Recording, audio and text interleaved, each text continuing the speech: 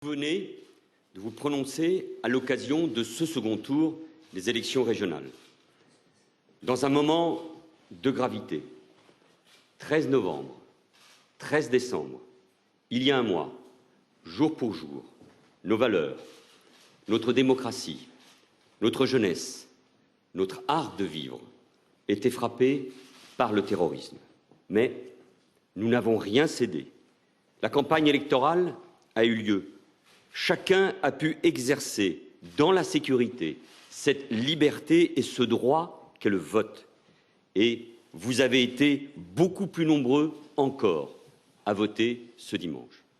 Je salue d'abord les électeurs qui ont répondu à l'appel très clair, très net, très courageux, celui de la gauche, à faire barrage à l'extrême droite, qui n'obtient ce soir aucune région. Les majorités élues dans le Nord-Pas-de-Calais-Picardie, en Provence-Alpes-Côte d'Azur, en Alsace, Champagne, Ardennes, Lorraine, ont un devoir. Là, comme partout ailleurs, cet élan très digne est une injonction à en finir avec les petits jeux politiciens, les invectives, les sectarismes. Les responsables politiques de tous bords, tous, doivent pouvoir, quand c'est nécessaire, construire ensemble. La mobilisation d'aujourd'hui a aussi permis à la gauche et aux écologistes, rassemblés lors de ce second tour, de l'emporter dans plusieurs des 12 régions de l'Hexagone à l'heure où je vous parle. Mais ce soir, aucun soulagement, aucun triomphalisme, aucun message de victoire. Le danger de l'extrême droite n'est pas écarté. Loin de là, je n'oublie pas les résultats du premier tour et des élections passées. Et je mesure la responsabilité qui est la mienne, la nôtre, celle de mon gouvernement sous l'autorité du président de la République. Tout cela nous oblige à entendre davantage les Français, à agir sans relâche, plus vite, pour obtenir plus de résultats. L'emploi, la formation des chômeurs, l'apprentissage pour nos jeunes doivent mobiliser plus que jamais toute notre énergie.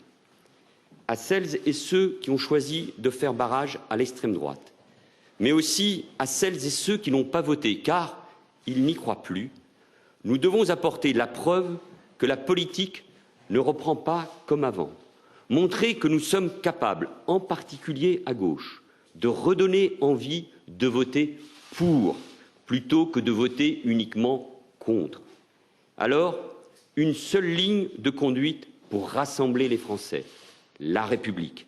La République qui protège, garantit la sécurité de tous, qui se montre intraitable face à la menace terroriste, au djihadisme, à l'islamisme radical, et qui affirme la laïcité comme socle commun, un socle qu'on ne peut pas remettre en cause. La République qui donne sa chance à chacun en investissant massivement dans son école et qui n'abandonne personne, ni dans les quartiers populaires, ni dans les territoires ruraux. La France, dans les moments de vérité, s'est toujours puisée au cœur de ses valeurs. Le patriotisme qui renaît, cette réconciliation autour de ce que nous sommes, c'est-à-dire la fraternité, l'apaisement, le rassemblement des Français, quelle que soit leur origine, il faut l'entretenir. Le patriotisme, c'est la fierté de la France, de cette nation libre, de ce peuple qui parle au monde. C'est la fierté de la France, de ses armées, de ses services de sécurité. La fierté d'organiser aussi à Paris, sous l'impulsion du chef de l'État, la COP21 et d'atteindre un accord contre le réchauffement climatique pour sauver notre planète. La fierté de notre culture, de notre langue, de nos services publics, de notre recherche, de nos entreprises, de nos salariés, de notre jeunesse. Et ce patriotisme, cette fierté d'être français, c'est ce qui a guidé votre choix, celui de conforter la République. Car dans un tel moment qui exige détermination et hauteur de vue, la République, comme elle l'a toujours été, est la seule et la plus forte des réponses. Vive la République, vive la France.